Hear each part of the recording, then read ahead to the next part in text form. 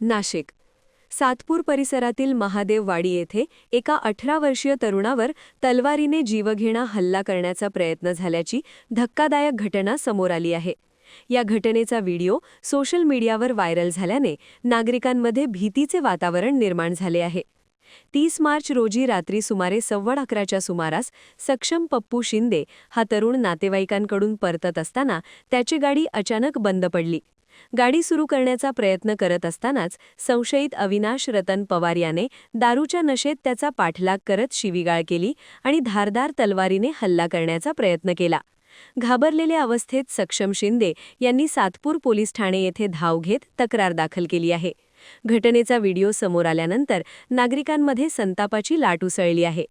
या घटनेनंतर महादेववाडी परिसरात भीतीचे वातावरण पसरले असून आरोपीवर तात्काळ कठोर कारवाई करण्याची मागणी स्थानिकांकडून करण्यात येत आहे। कायदा सुव्यवस्थेचा प्रश्न पुन्हा ऐरणीवर आला असून पोलीस प्रशासनाने ठोस पावले उचलण्याची गरज व्यक्त केली जात आहे। मी रस्त्याने चाललो होतो आणि सक्षम पप्पू शिंदे मी रस्त्याने चाललो होतो।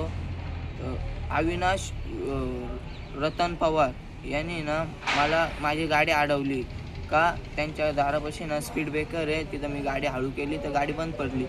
चालू केली तर थोडं रेस केली तर मग त्याने माझी गाडी अडवली। तो पिलेला होता। आई बहिणीवरनं घाण शिवीगाळ केली आणि माझ्या मागं तलवार घेऊन मला मारायचा प्रयत्न केला। त्याच्या वडिलांनी मला धरलं आणि त्यांनी मला मारायचा प्रयत्न केला, तर मी माझा जीव वाचून मी पळालो। तर मी सातपूर पोलीस स्टेशनमध्ये कंप्लेंट पण दिलेली आहे।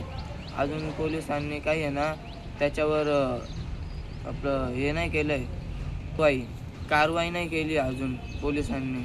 तर मला न्याय भेटला पाहिजे, त्याच्यावर कारवाई करा। माझ्या मागं कोणी नाही आहे। मला एकच सांगायचं फक्त त्यांना दोघांना अटक करा। त्यांनी मला त्यांच्यापासून माझ्या जीवाला धोका आहे। पोलिसांनी फक्त मला सहकार्य करावं एवढी माझी विनंती। बंटी आढाव, संविधान न्यूज।